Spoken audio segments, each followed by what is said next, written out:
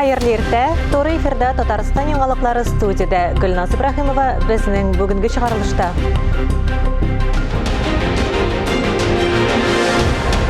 Izgi miras мәңгілік соқлауға қойылды. Qozanda Qur'an basmasının elektron шығанағы Diniye Nazaretine topşırıldı.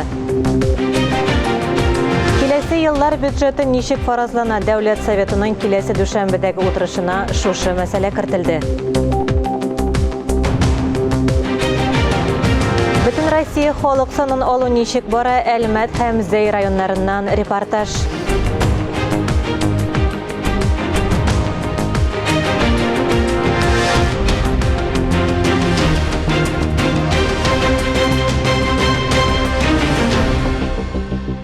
Tataristan Devlet Soveti Reisi Ferit Muhammadovich bütün Rossiya xalq sanын aluda qatnaşdı. Stasionar isepka alu uchastigida isepka aluchi Ferit Muhammadovich ham onun xotininin elektron isepka alu qog'ozlarini to'tirdi. Parlament yetakchisi Tataristanda yashovchilarni xalq sanын aluda aktiv qatnashirga chaqirdi. Men xalqqa murojaat etasim kerak. Xalqimizga nindidir betaraf qaramasqa bu masalaga. Халык санын алу ул теге аның күпме татар, күпме урыс, күпме чуваш, күпме мокшыгына дигән сорау түгел бит. Анда 33 сорау. 33 сорауга җавап бирергә кирәк. Шул 33 сорауга биргән җавап нигезендә федераль үзәк үзенең киләчәккә программаларын ясый, финанслау мәсьәләләрен карый. Теманы davam ettirəbiz. Әлмәттә һәм Зәйдә ил күләм масштаблы җан исәп алу акциясенә ничек киришкәннәр? Тулырак киләсе язмада. Виктория Махалова һәр фатирны йөреп чыгу алдыннан җентекле инструктаж узган, тәҗрибәле исәпкә алучылар белән урынлашкан. Кешеләргә сорауларны төгәл һәм аңлаешлы итеп формалаштыру, тиз арада җаваплар язу мөһим. Әлмәтнең Сөләйманова урамындагы йортларның берсе. Бер кешене сораштыруга якынча 20 минут вакыт китә. Сораулар кешенең җенесе, яше, яшәү урыны, белеме, кайсы милләттән булуы турында. Хотелось бы сохранить свою нацию, и чтобы все смогли правильно поставить галочки туда, куда надо. Халык санын алучы үз фикерен тага алмый, җавапларны сораштыручы әйтергә тиеш. Исәпкә алуда бөтен Россия халык санын алу участогы ашада катнашырга мөмкин. Шуларның берсе Әлмәттәге күп функцияле үзәктә эшли. Монда волонтерлар исәпкә алуда катнашучыларга булышалар. Беренче көннәрдән үк кешеләр участокларга бик теләп килә. Үзләре өчен социаль әһәмиятле сорауларга җаваплар бирәләр. Перепись населения я прошла с удовольствием. Мин халык санын алуда зур канәгатьләнү белән катнаштым. Ул нәрсә өчен кирәк соң? Түгел халык санын белү генә түгел, ә аларның кайсы милләттән, күпме бала булуын белү, киләчәктә дәүләт программалар юнәлешләрен билгеләү өчен кирәк. Бу программалар мәгариф, сәламәтлек саклау, без яшәгән шәһәр авылларны төзекләндерү юнәлешләренә кагыла. Әлмәт 61 участокка бүленгән, биредә 364 исәпкә алучы эшли. Аларның һәр кайсына уртача 550 кешене исәпкә алырга туры килә. Халык санын алу, менә иң беренче тапкыр безнең ул кагазда язмыйбыз на планшетларда булачак. 23 сәгать булачак. Самое Зәйдәге 6 исәпкә алу пунктының берсе энергетик мәдәният сараенда урнашкан. Биредә дә исәпкә алучыларга киренке эшләргә туры килә. Килүчеләрне барлык чикләүләр һәм социаль дистанцияләр үтәп кабул итәләр. Статистика органнары белгечләре барысында җентекләп аңлата. Кешеләрне әлеге бөтен Россия акциясендә катнашырга нәрсә этәрү белән дә кызыксыналар. Мы спрашиваем, вы хотите, зачем вы участвуете прямо сами? Без кешеләрдән ни өчен халык санын алуда катнашулары турында да сораштырабыз. Күбесе моны гражданлык бурычыбыз диләр. Кешеләр ничек, нинди планнар белән яши, нәрсәгә мохтаҗ, барысын да әйтәләр. Ә дәүләт ахырдан гомуми нәтиҗә ясарга тиеш. Җан исәптә участокка барудан һәм үзеңдә сорауларга җаваплар бирүдән тыш онлайн режимда да катнашырга мөмкин. Бөтен Россия халык санын алу 14 ноябрьгә кадәр бара. Фарис Мөхәммәтов, Дмитрий Второв, Владимир Юрков, Илдар Сафиуллин, Татарстан яңалыклары, Әлмәт һәм Зәй районнары. Эфирда парламент хәбәрләре, аның белән сезне минем коллегам Алия Галиуллина таныштыра. Узган ел нәтиҗәләре буенча Татарстан инвестицион климат булдыру буенча ил күләм рейтингта 2нче урынны саклап калды. Бу хакта парламент тыңлауларында вице-премьер, икътисад министры Мидхат Шәйхмәтов белдерде. Халык ышанычлылары киләсе һәм 2023-24 еллардагы план чорына бюджет проекты турында фикер алышты. Депутатлар белән очрашуда премьер-министр Алексей Песошин катнашты. Бюджетны формалаштырганда икътисади шартлар уңай булды. Икътисад торгызыла, нефть чыгарудан тыш эшлекле активлык дәрәҗәсе пандемияга кадәрге дәрәҗәгә җитә. Озак вакытка бюджет системасын баланслаштыру мөһим. Төп финанс документының нигезенә киләсе 3 елга социаль-икътисади үсеш фаразы салынган. Тулайым продукт үсеше, сәнәгать җитештерүе индексы һәм реаль хезмәт хакы. Сүздә юк, дөнья күләм нефтька һәм доллар курсы бәяләрен исәпкә алу мөһим. Киләсе елда Казанга 295 миллиард сумга якын акча җыю планлаштырыла, бюджет дефициты 11 миллиард сумга якын. Много вопросов и задают с мест. Я могу даже назвать. Это касается воды, обеспечения водой. Резкое повышение строительных материалов, которые также некоторые контракты затормозили, поскольку денег нужно больше. Проблемы здесь есть, поскольку есть ограничения правительства Российской Федерации. Там 10-кратное повышение, там, и так далее, а здесь цены гораздо выше.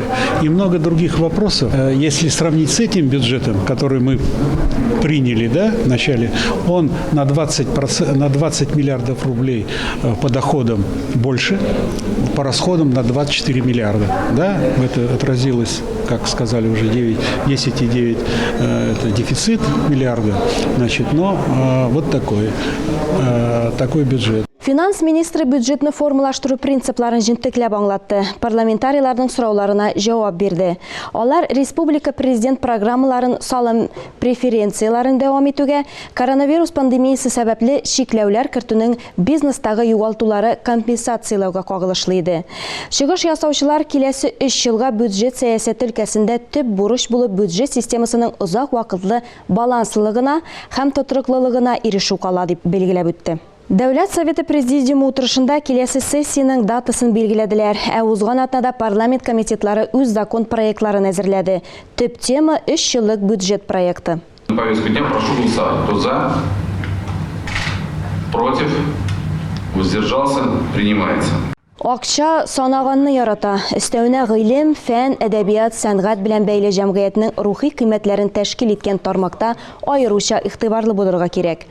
Кайсы гына юнәлешне алсаң да, барысы да әһәмиятле. Шуңа да чыгыш ясаучылар комитет карамагындагы юнәлешләрне финанслау мәсьәләләренә аерым тукталды. Социаль-мәдәни өлкә бюджет чыгымнарының иң зур бүлеге. 2022 елда әлеге матдә буенча бюджет чыгымнарының күләме 109,8 миллиард сумга җитә. Утырыш эшенә эпидемиологик хәлнең начараюы сәбәпле видео элемтә аша кушылучылар да булды. Нәкъ шул чикләүләр нәтиҗәсендәге вазгыять театр һәм башка мәдәни оешмаларның хәлен аеруча мөшкилләтте.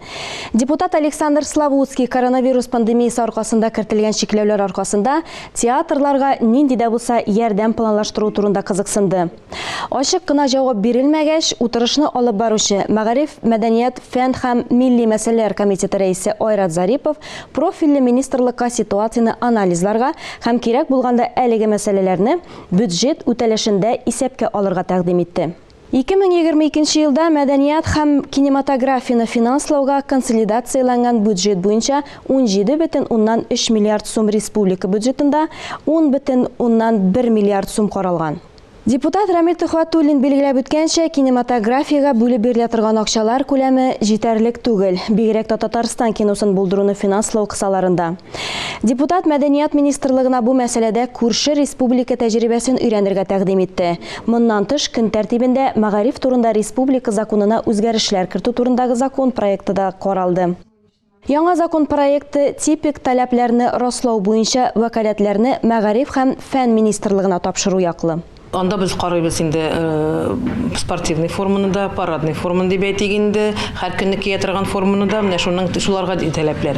Һәм ләкин менә калганнары инде мәктәптә үзе администрация белән, ата-аналар белән бергәләп локальный актлар каралачак. Үзәкнеке үзәктә дигәндәй, масса күләм мәгълүмат чаралары бүлеге буенча киләсе елда республика бюджетында 1,7 миллиард сум күләмендә акча каралган. Чагыштыру өчен 3 ел элек ул 1,4 миллиард тәшкил итә иде. Закон проекты беренче укылышта карау өчен әзерләнгән, ягъни алар барысы да тулаем кабул ителер дип көтелми. Шулай да Мәгариф, мәдәният, фән һәм милли мәсьәләләр комитеты 2022, 23 һәм 24 елларның планлы чорына республика бюджеты турында закон проекты хуплады. Бүгенгә парламент хәбәрләре турында кыскача шулар иде. 25 октябрьдә депутатлар Татарстан Дәүләт Советының чираттагы утырышына җыела. Төп мәсьәлә 3 еллык бюджет проектын карау. Финанс документын комитетларда һәм парламент тыңлауларында тикшерделәр инде. Парламентның үз составында да үзгәрешләр булды. Берничә депутат Дәүләт Думасына сайланган һәм Мәскәүгә эшкә күченгән. Көн тәртибендә шулай ук гамәлдәге кайбер республика законнарына төзәтмәләр кертү, Татарстан таможнясы хисаплары кертелде. Хәзер башка темаларга күчәбез. 2022 елда Идел буе Болгар дәүләтендә ислам дине кабул ителүгә 1100 ел тула. Әлеге зур чарага әзерлек кысаларында диния нәзарәтенә Казан басма компьютер шрифты нигезендәге Коръән басмасының электрон чыганаклары тапшырылды. Казан басма компьютер шрифтын булдыру өчен чит ил белгечләре җәлеп ителгән. Шрифтны төзүче Төркиянең Мәрмәрә университеты деканы доктор Мөхәммәд Абай. Казан басма компьютер шрифты нигезендәге Коръән басмасы дөнья күләм кабул ителгән әр-рәсем әл-Госмани стандартларына туры килә. Әлеге шрифт Коръән мөсхафларын татар дини мирасына караган һәм Коръәнне өйрәнү белән бәйле башка әдәбиятны да бастыруга зур мөмкинлекләр ача дип ассызыклады чыгыш ясаучылар. Мәгълүм булганча, 1909 елда Апанаев йортында 300-гә якын татар галимнәребез җыелган. Казан басма турында спорлашканнар, нәтиҗәсендә бер комиссия оешкан. Алар Казан басмасында 57 урын тапканнар, аны төзәтергә кирәк дип. Ләкин кызганычка каршы инкыйлаб булгач, бер нәрсә үзгәрмәде. Хәзер Аллаһ шөкер былтыр без бу гамәлне башладык. Казан басмабызны, иске Казан басмабызны алып, һәрбер хәрефне аерым бәрәм сканировать итеп, хәзер шрифтка салдык. Хәзерге вакытта безнең кулыбызда шрифт бар. Бу шрифтны без куллана алабыз. Һәрбер китабыбызны киләчәктә Казан шрифтыбыз белән бастыра алабыз. Яңалыклар чыгарылышын дәвам итәбез алдагы минутларда.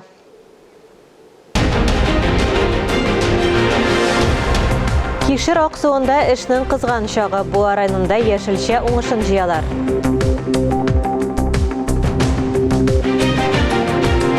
Бакчачыларның көзге мәшәкатьләре актуаль әңгәмә сәхифәсенең бүгенге кунагы Айгөл Габдрахманова.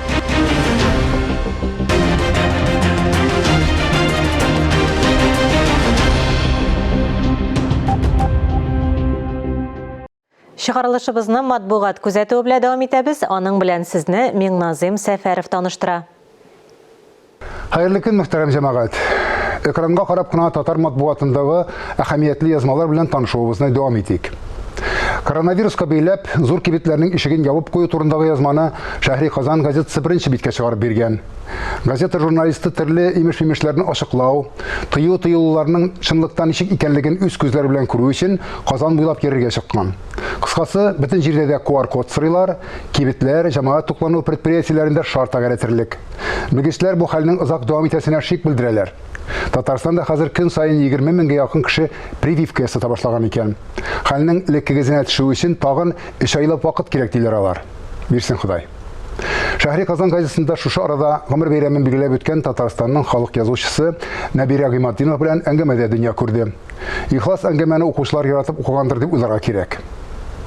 Быел әтиләр көне барлыгын бөтен әтиләр дә белде бугай. Билгеле булганча, күптән түгел генә Россия президенты Владимир Путин әтиләр көнен октябрьнең 3-нче якшәмбесендә билгеләп үтү турындагы карарга кул куйды. Документта әлеге гаилә институтын ныгыту һәм балаларны тәрбияләүдә әтинең әһәмиятен арттыру максатларында билгеләнгән диелә. Әти тәрбиясе нинди булырга тиеш? Безнең җәмгыятьтә җитәрлекме ул? Чын әтиләр кирәк дигән язма әлеге һәм башка көн кадагындагы сорауларга җавап биреп кенә калмыйча, укучыларны фәлсәфи уйларга да этәргәндер шәт. Шул ук Ватан Татарстан газетасындагы саналыр чак исемле язманы да укып чыгарга киңәш итәр идем. Халык санын алу ни өчен кирәк? Анда ничек катнашып була? Сан алучылар нәрсә сораячаклар, ише сорауларга тәфсилле җавап биреләчәк янда. Октябрь айы журналларына күз салып китик. Безнең Мирас журналында безнең халык өчен аерым әһәмияткә ия булган җанисәп турында язма бастырган. Жафалы торган исәптән березек кенә китерәм. Әлегә илдә үз саныбызның күп микәнлеген дә төгәл белмәгән халык буларак, біз дөнья буйлап сибелгән татарның да гомуми санын белә алмыйбыз. Һәм ниндидер түрәнең чама белән фәлән миллионнан артык дип әйткәннә бихуш булып яши бирәбез. Юкса читтә яшәгән татарларга рухи ярдәм күрсәтү бурычы бит Татарстанның төп законында беркетелгән. Журналда Сарман район тарихындагы гыйбрәтле вакыйгаларга кагылышлы язмаларга да зур урын бирелгән. Казан утларының бу санында Рифә Рахманның Татар кызы романының дәвамы һәм улгайып кына яза башлаган тагын бер автор, гомере буе табиб булып эшләгән Илшат Билаловның Мәдинә тавы дигән повесте урын алган. Шигырь сөючеләр өчен татарның өметле яшь шагыйре Булат Ибраһимның Кем чырыбу исемле тупламасы бер ачыш булыр.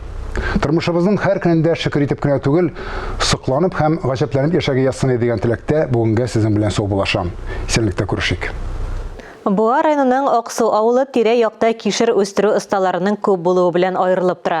Хәзер фермер хуҗалыкларында яшелчәләрне соңгы гектарларда казып, уңышны җыялар. Осталарның күп еллык тәҗрибәсе күрсәткәнчә, октябрь уртасы кишер җыю өчен иң кулай вакыт. Быел уңыш ничек? Киләсе репортажда. Копчыкларга иң ире, иң яхшы кишерләрне генә сайлап тутыралар. Сыйфат алгы планда. Кишерләрне кырдауык сортларга аералар. Иреләрен, уртачаларын, вакларын аерым җыялар. Кишер мөмкин кадәр озаграк саклансын өчен сабыгын шунда ук кисәләр. Менә ситкауз тотып торабыз инде, хатын кызлар җыйган, чиплей. Анар тиеп җибәрәсез. Анар тиебез. Мондый мул уңыш базарны кышка запас белән тутыру гына түгел, авыл халкы һәм күрше тирәдә яшәүчеләргә сезонлы эш урнада. Көнгә 1200 сумга кадәр акча алалар. Шикәр чигендере, бәрәңге җыюда да эшлиләр. Төшке аш бушлай. Бир зур рәхмәт инде Шакировларга. Что безгә шундый эш биргәндә. Акча да була, тәмле ашаталар да. Фермерның кишер җирләре 4 гектар мәйданны били. Эчесендә уңыш җыелган инде. Яшелчәчеләр нәкъ менә хәзер уңышлы җыюның улай вакыты диләр. Кишер сусызлыгын югалтмый, кышка яхшы саклана. Җирле халыкта, күрше республикадан да сатып алучылар күп. Бүгенге көндә рассипны без 17 сумнан сатабыз, сетканы 18 сумнан сатабыз бүгенге көндә. Шакировларның фермер хуҗалыгы узган кырыҗыйда да кишерне бик иртә чәчеп, туфракка ашрама кертү нәтиҗәсендә өстәмә су сипмичә дә мол уңыш үстерә алган. Фарис Мөхәммәтов, Камила Мусина, Гакил Камалетдинов, Татарстан яңалыклары, Буа районы. Пандемия вакытында өлкән буын кешеләренә бакчачылык ширкәтләрендә кайнашу һәр яктан да кулай. Беренчедән ул ковид йогышыннан саклану чарасы. Саф һавада булу актив хәрәкәт сәламәтлекне ныгыта.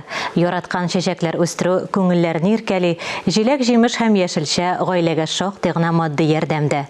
Татарстан радиосының турыдан-туры эфирында бакчачыларның көзге мәшәкатьләренә багышланды. Студия кунагы Россельхозцентр федераль учреждениесе Татарстандагы филиалының технологик аналитик лабораториясе мөдире Айгөл Габдрахманова бакчачыларга күп кенә файдалы киңәшләр, сорауларга җавап бирде. Айгөл ханымга без дә кайбер сораулар белән мөрәҗәгать иттек. Хәерле иртә, Айгөл ханым. Сөйләшүне бакчачыларның көзге мәшәкатьләреннән башлыйк әле. Бүгенге көндә нәрсәләр эшләргә кирәк соң? Бүгенге көндә безнең инде менә бу октябрь айы бакчачылар өчен сезонны ябу айларының берсе булып тора. Монда безнең утыртасы культураларны, утыртасы җиләк-җимеш бирә торган агачларны утырту. Гомумән агачларга дөрес иттереп су сибү. Бу безнең яхшы иттереп, яхшылап кышны кышлау өчен кирәк. Алмага агачларны яхшырлап агарту һәм инде әлбәттә кимерүчеләргә каршы көрәш алып бара торган ай булып санала. Кайсы культураларны күздән чәчәргә утыртырга мөмкин? Монда әгәр дә без җимеш бирә торган агачларны күз алдында тотсак, аларны инде мәсәлән алмагач, груша кебекләрне агачларны хәзер утыртырга киңәш итәбез.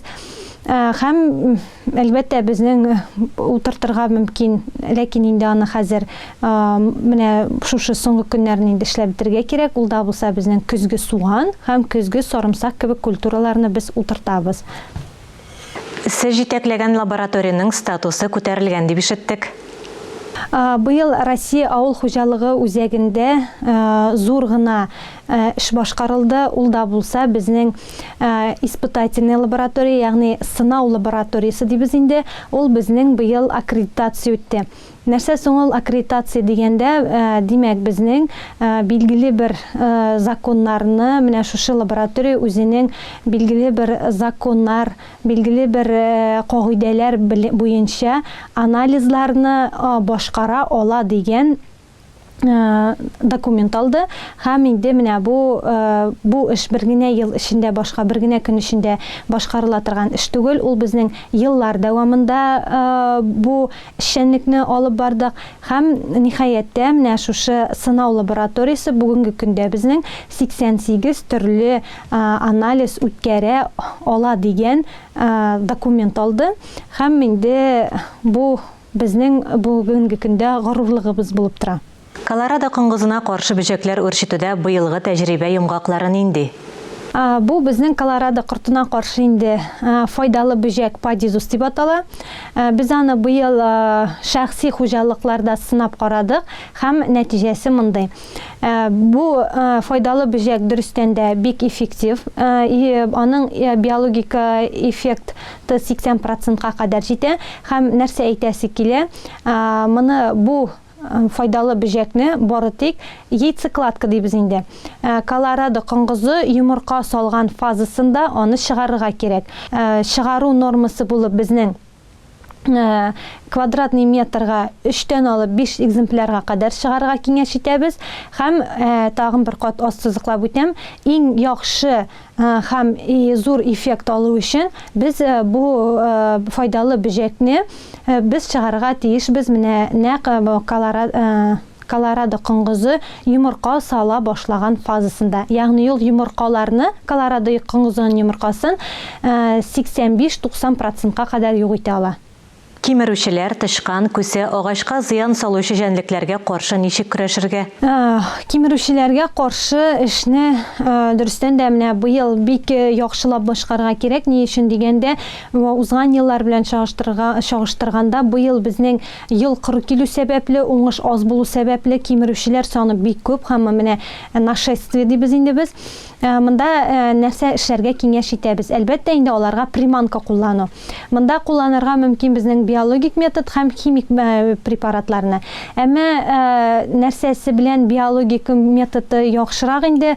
Безнең бар мәсәлән, менә бу базарларда без алабыз биологик препаратны. Бу безнең кимерүчеләрдә тиф авырту барлыкка китерә һәм ул мәсәлән бу препаратны бер генә кимерүче кулланган очракта да ул үзенең бөтен нәселен, ягъни гаиләсен шушы шир белән зарар юктырып, шушы ширне бөтен гаиләсен юк итәр, ширләтеп үлемгә китергә мөмкин. Ә инде химик препаратларны кулланганда, бу инде безнең химик препаратты инде ул кайсы кимерүче шушы препаратны ашый, шунысына гына тәэсир итә. Бакчачылык препаратларны куллану буенча сораулар туса, сезгә кая ничек мөрәҗәгать итәргә? Безнең Россия авыл хуҗалыгы үзәге Казан шәһәре Даури урамы 14-нче йорт буенча урнашкан. Барлык сорауларны 277-82-09, ягъни 277-88-18 номеры буенча шалтыратып белешергә мөмкин. Без һәр вакытта да элемтәдә, һәр вакытта да киңәшләрне, ягъни белгечләр белән консультациялар үткәрергә мөмкин. Айгөл ханым, әңгәмәгез, киңәшләрегез өчен рәхмәт. Әлеге сәгатькә шундый яңалыклар иде, хөрмәтле телевизор караучылар. Коронавирустан прививка ясатырга онытмагыз. Үзегезне һәм якыннарыгызны саклагыз. Ә без сезнең белән сау булашабыз. Берничә минуттан эфирыбызны хәерле көн Татарстан тапшыруы белән дәвам итәрбез. Бездән аерылмагыз.